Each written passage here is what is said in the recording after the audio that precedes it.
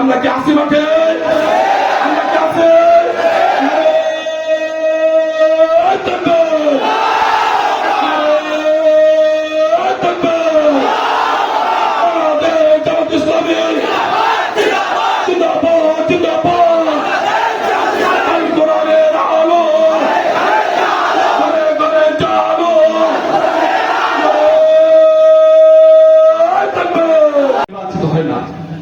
দল মত ধর্ম বর্ণ নির্বিশেষে সকল মানুষের সমর্থন নিয়ে যদি কেউ নির্বাচিত হয়, আল্লাহর ফয়সালা সে নির্বাচিত হতে পারে, কিন্তু এছাড়া কখনো একক দলের ভোটে কখনো নির্বাচিত হওয়া সম্ভব নয়। আমি আপনাদের কাছে বলতে চাই, আমার জামাত ইসলামী ভাইরা যারা এখানে আছেন, আমরা প্রত্যেকেই আজকে শুধু জামাত ইসলামী নয়, আমি একজন ব্যবসায়ীর বন্ধু, আমি একজন হিন্দু এবং খ্রিস্টানের বন্ধু, আমি সর্বোপরি ধর্ম বর্ণ নির্বিশেষে সকল মানুষের বন্ধু হয়ে আমরা সমাজে কাজ করতে চাই।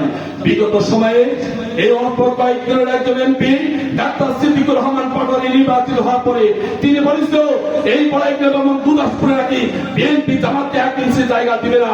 আজকে বলতে চাই, এই জনসমুদ্র প্রমাণ করে ওই এমপির স্লোগানে বিএনপি জামাত এই বড়াইগ্রাম গুরদাসপুরতে নিঃশেষ হয় নাই। আজকে আমরা কি আসি মাঠে? আমরা কি আছে?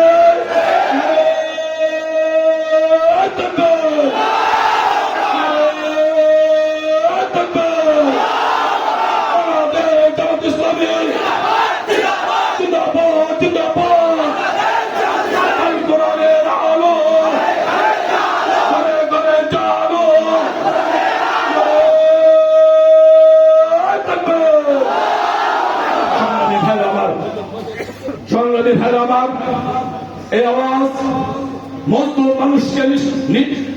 মানুষকে মুক্তির আওয়াজ, এই আওয়াজ ইসলামী আন্দোলনকে বিজয় করার আওয়াজ, এই আওয়াজ বাংলাদেশের আপন ছাত্র জনতার বিগত সময়ে যে দেশকে যেভাবে করতে চায় সেই করার ক্ষেত্রে ঐক্যবদ্ধের আওয়াজ।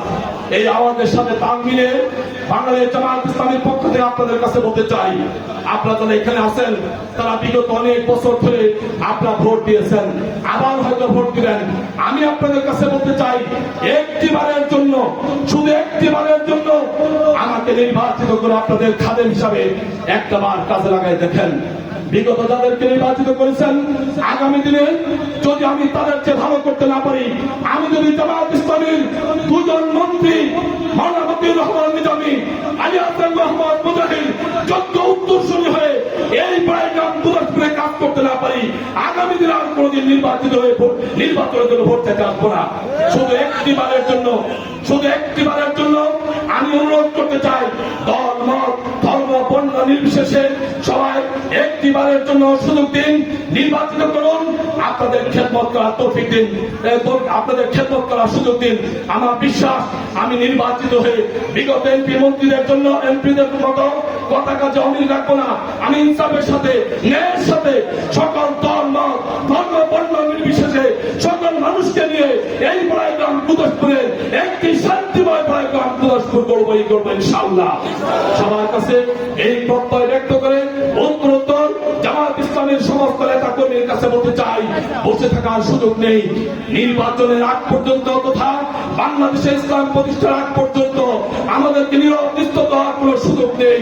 আমাদেরকে মাঠে ময়দানে অতন্ত্র পাহাড়ের মতো পঙ্গপালের মতো ছুটে ছুটে মানুষকে ইসলাম এবং ইসলামী আন্দোলনের দাওয়াত দিয়ে জামাত ইসলামের পতাকাদের সামিল করে নিয়ে আসতে হবে, বা আগামী নির্বাচনের জন্য সার্বিকভাবে প্রস্তুতি গ্রহণ করার উদাত্ত আহ্বান জানিয়ে সবার সুস্বাস্থ্য এবং দীর্ঘায়ু কামনা করে সবার কাছে দোয়া চেয়ে সবার সাফল্য কামনা, আজকের এই অনুষ্ঠানের সাফল্য কামনা করে এবং এই অনুষ্ঠানের আয়োজকদেরকে ধন্যবাদ জানিয়ে কথা শেষ করলাম।